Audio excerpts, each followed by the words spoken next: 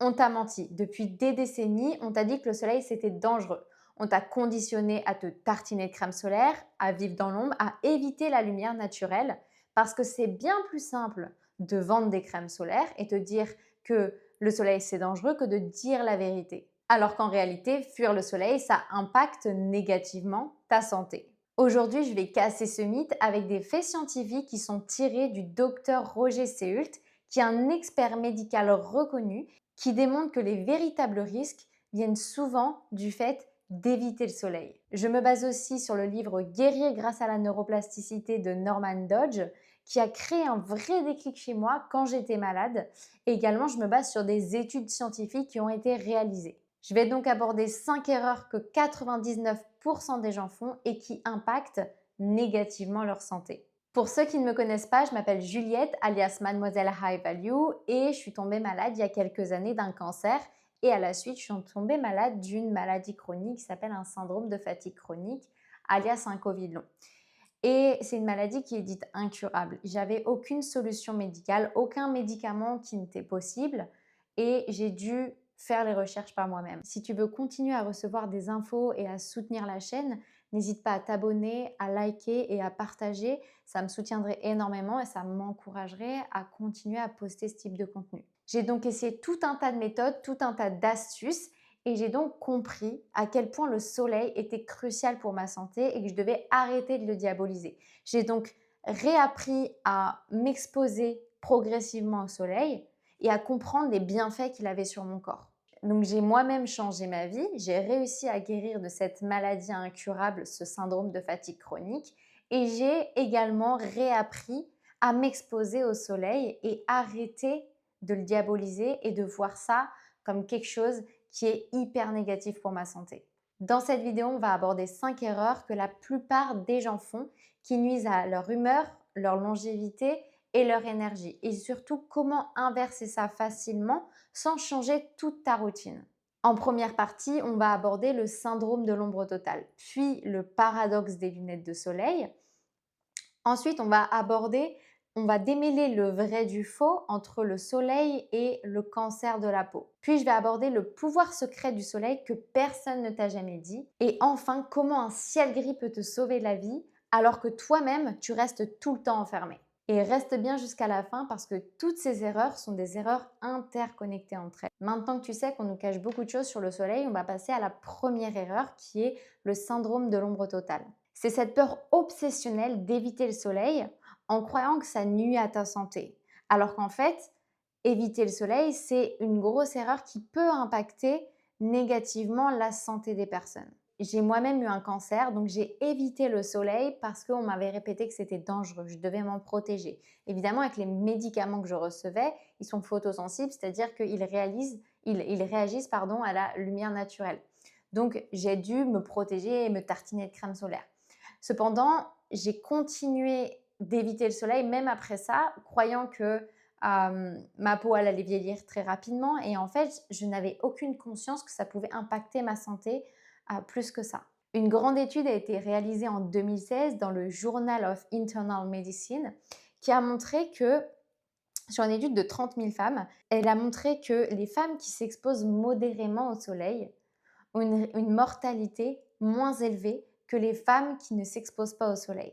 Et donc, il a été observé que celles qui évitent complètement le soleil ont un risque de mortalité de décès qui est plus important que celles qui s'exposent modérément au soleil. Et le risque de décès global, il est comparable à celle des fumeuses. C'est ça qui est impressionnant. Donc, c'est une étude observationnelle, c'est pas une causalité, c'est une association, mais ça montre bien que d'éviter le soleil, ça a des impacts sur notre santé. Éviter le soleil, ça va empêcher cette stimulation de vitamine D, cette production de vitamine D. Et donc, quand tu évites le soleil, tu vas également priver ton corps d'une meilleure circulation sanguine et lymphatique. La circulation lymphatique, c'est celle qui va t'aider à justement éliminer les toxines. Donc, si tu n'élimines pas tous ces toxines, métaux lourds, tu vas avoir une accumulation dans le corps qui va provoquer de l'inflammation. Cette inflammation, elle va provoquer des douleurs, de la fatigue et tout un tas d'autres problèmes de santé. Éviter le soleil, ça va également priver ton corps d'un boost naturel de collagène. Donc, tu vas avoir des rides qui vont être prématurées. À l'encontre de justement cette idée que aller au soleil, ça va te donner des rides. Certes, mais ça dépend de la fréquence, de la régularité, de l'intensité surtout de l'exposition. Et le collagène va être boosté par la lumière du soleil. Donc ça, c'est une nuance qu'il faut faire. La vitamine D, elle va agir sur plus de 200 gènes au total. Elle va aider à prévenir les cancers, les dépressions, les maladies auto-immunes. Donc c'est une vitamine qui est extrêmement importante et c'est pour ça qu'il est important d'avoir une exposition modérée au soleil. Le soleil, il a tout un tas de bienfaits sur les hormones comme la production de testostérone. On y reviendra après dans les parties qui suivent, mais le soleil, c'est vraiment un élément crucial. C'est un médicament naturel. Le soleil, c'est un nettoyant naturel qui est puissant. Donc moi, ce que j'ai fait, c'est que je me suis exposée régulièrement au soleil, 15 à 20 minutes, pour avoir les bienfaits du soleil avant 10 heures ou après 18 heures pour justement réduire cette phase où il y a les UV qui vont taper un peu plus. Et c'est une exposition qui est régulière, qui est progressive et qui n'est pas intense, qui n'est pas brutale. Maintenant que tu comprends que fuir le soleil comme la peste, c'est un piège dangereux dans lequel il ne faut pas tomber et qu'il faut éviter de tomber, on va voir la deuxième partie et la deuxième erreur. Donc on aborde la deuxième erreur qui est le paradoxe des lunettes de soleil. Et c'est un phénomène insidieux que personne ne t'a expliqué auparavant et qui peut justement saboter ta vie sans que tu ne le saches. Une fois que tu sors dehors, que tu prends la lumière naturelle, le nerf optique au niveau de tes yeux, il va, via la lumière naturelle, envoyer des informations à des photorécepteurs qui sont dits non visuels et qui vont stimuler certaines hormones et certains neurotransmetteurs. Ils vont stimuler la sérotonine pour le bonheur et la concentration, la dopamine pour la motivation et également la mélatonine qui va te servir à avoir un meilleur sommeil, un sommeil qui va être plus profond. Donc en fait, si tu portes des lunettes de soleil toute la journée, tu vas mettre ton cerveau en mode veille, comme s'il n'allait être jamais réveillé. Et tu vas avoir en conséquence une humeur groggy, tu vas avoir des réveils qui vont être plus compliqués, une mauvaise concentration, une procrastination sur tes activités, une mauvaise énergie également. Tu ne vas pas avoir d'énergie parce que cette lumière naturelle est très importante. Et donc, tu peux avoir de l'anxiété chronique ou une humeur dépressive parce que tu n'auras pas eu cette stimulation naturelle. Et est-ce que tu savais que chaque matin, quand tu ne t'exposes pas au soleil, tu réduis les capacités cérébrales, tes capacités cérébrales de 60%. C'est énorme. Donc expose-toi le matin au soleil sans lunettes de soleil. J'ai moi-même testé de m'exposer au soleil le matin et j'ai remarqué que j'avais une beaucoup plus grosse clarté mentale et une meilleure énergie dans ma journée. Parce que scroller dans son lit quand on se réveille, c'est une extrêmement mauvaise idée pour réguler la mélatonine du soir, par exemple.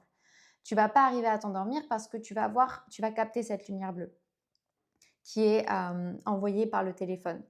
Et donc, tu dois t'exposer au soleil pour justement réguler cette mélatonine pour qu'elle soit stimulée et qu'elle soit produite quand tu vas dormir et pour réguler toutes ces autres hormones dans ton corps qui sont reliées et tous ces autres neurotransmetteurs qui sont reliés.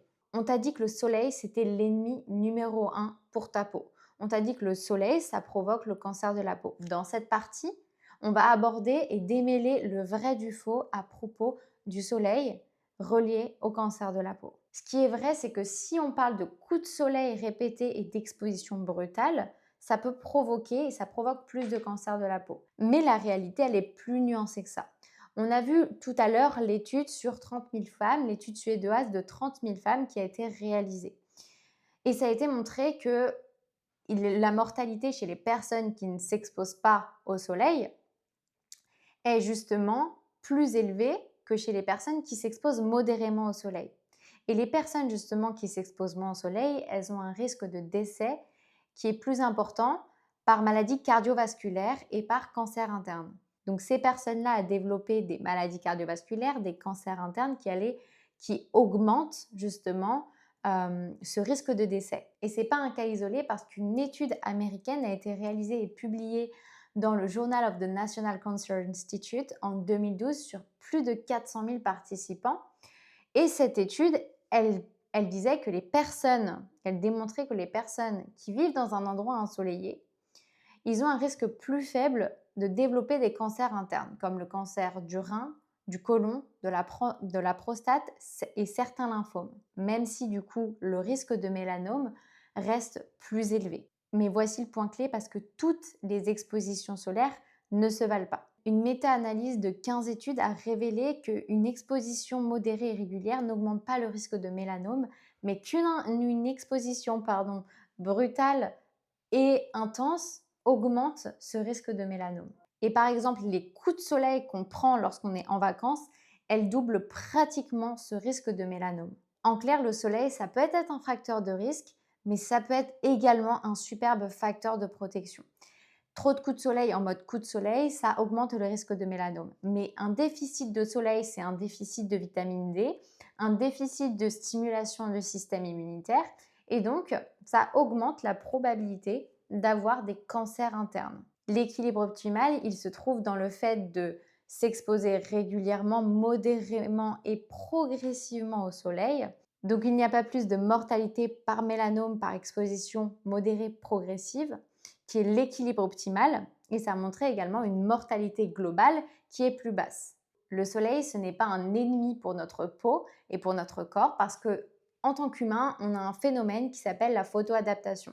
La photoadaptation, c'est le fait de produire de la mélanine, qui est ce pigment doré quand on bronze. Et il n'est pas là juste pour faire joli. Il permet d'absorber les UV et également de protéger notre ADN.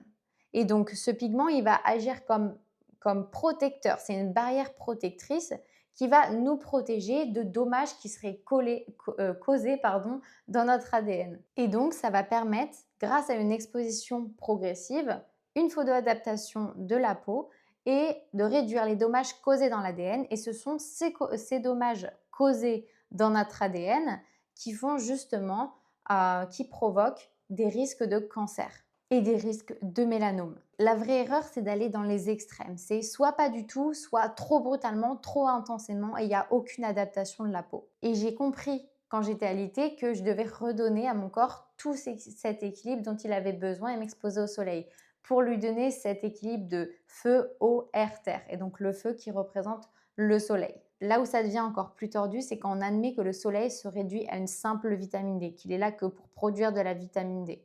Mais le soleil, c'est bien plus que ça. Et c'est là que je vais aborder le pouvoir secret du soleil que personne ne t'a dit. Si je réduis le soleil à une simple vitamine D, je peux aussi dire que Internet, c'est juste pour envoyer des mails. Bien sûr, c'est vrai, mais c'est 1% de l'histoire. En réalité, le soleil, il influence des dizaines de systèmes dans ton corps. Il va favoriser la neurogénèse. La neurogénèse, c'est tout ce qui est la création de neurones dans le cerveau. Il va booster le système immunitaire. Il va réguler plusieurs hormones telles que les œstrogènes, la progestérone, la testostérone, le cortisol, les hormones thyroïdiennes. Il va également permettre de réduire l'inflammation. Donc réduire l'inflammation, ça veut dire moins de douleurs chroniques, moins de fatigue chronique. Il va également améliorer la vision. Là, je te fais la version simplifiée. C'est bien plus complexe que ça. C'est hyper intéressant comment ça active des dizaines et des dizaines de systèmes dans notre corps. Cette vérité, elle dérange parce qu'on avoue que le soleil, c'est un médicament naturel, mais ce médicament naturel, personne ne peut le breveter. Certaines recherches réalisées entre autres par le docteur Michael Holick en 2013 ont démontré qu'une exposition au soleil qui était modérée permet de réduire la maladie d'Alzheimer, la sclérose en plaques, tout ce qui va être du type schizophrénie et diabète de type 1. Bien sûr, tout ça, c'est des corrélations, ce n'est pas des vérités absolues, on ne peut pas dire que c'est une causalité, mais on voit bien à quel point le soleil, il agit et il est bien plus qu'une simple vitamine D. Donc la vraie clé, c'est de t'exposer régulièrement, intelligemment au soleil.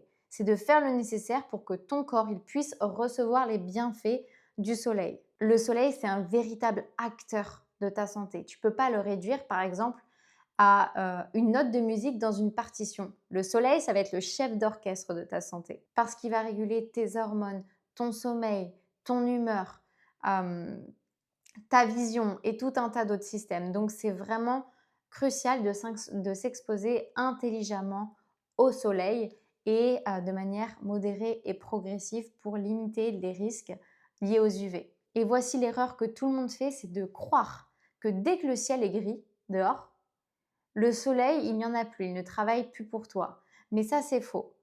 Quand il fait gris dehors, quand il y a des nuages, le soleil, il continue d'agir sur le corps humain. Il a été démontré que 70 à 90% des rayons infrarouges du soleil passent à travers notre corps, passent à travers les nuages pour atteindre notre corps. Donc si tu crois qu'il n'y a aucune lumière qui passe à travers les nuages, détrompe-toi parce que la lumière naturelle en elle-même, la lumière visible, il y en a 40 à 70% qui passent. Et par rapport à un ciel ensoleillé par beau temps. Et c'est cette lumière invisible avec ces rayons infrarouges qui passent de 70 à 90% qui vont justement atteindre notre corps et agir bien profondément dans notre corps pour activer des systèmes. Et donc quand tu restes enfermé chez toi dans ton lit à scroller sur les réseaux et à ne pas vouloir sortir parce que soi-disant le ciel est gris, tu vas priver ton corps d'une oxygénation maximale des tissus, d'une circulation optimale sanguine. Et donc, même si, imagine, tu es un sportif, sors dehors parce que justement, tes tissus seront bien mieux oxygénés et tu auras une meilleure récupération musculaire. Je me rappelle qu'avant, j'ai fait cette erreur de ne jamais sortir quand il faisait gris parce que j'avais cette humeur groggy des personnes qui ont la même chose quand il fait gris. On n'a pas envie de sortir, on n'a pas envie de sourire, on a envie de rester dans son canapé à regarder la télé. Mais justement, on est en train d'entretenir cette boucle négative, ce cycle négatif de je ne sors pas, donc je n'ai pas cette stimulation au niveau de mon corps qui est provoquée par le soleil avec tous ses bienfaits. Et donc, je n'ai pas ce feedback positif qui va justement remonter mon humeur, remonter ma concentration. Et en évitant le soleil, on renforce ça. Et c'est pour ça qu'il faut casser ce cycle avec l'exposition, même quand il fait gris, dehors, 15-20 minutes pour capter tous les bons infrarouges qui font du bien à notre corps. Bien sûr, moi je ne suis pas médecin, c'est juste une information générale à but éducatif et c'est en aucun cas une prescription médicale. Donc le soleil, c'est pas juste bon pour le moral, c'est un médicament oublié qui va être stimulateur de tes neurones, de tes hormones, de ta longévité, d'une meilleure énergie, d'une meilleure humeur. Et c'est vraiment quelque chose de crucial pour tous les systèmes biologiques et physiologiques de ton corps. Donc, pose ton téléphone, va dehors, prends le soleil ou même sous le ciel gris 15 à 20 minutes par jour, idéalement avant 10 heures et après 18 heures pour réduire l'impact des UV, mais justement avoir ce bénéfice au niveau des infrarouges et bénéficier de tous les bienfaits qu'a le soleil. Et dis-moi en commentaire si tu fais partie de ces personnes qui ne s'exposent jamais au soleil ou si tu fais partie de l'autre groupe de personnes qui s'exposent régulièrement au soleil. Je lirai avec plaisir et répondrai à un maximum de commentaires.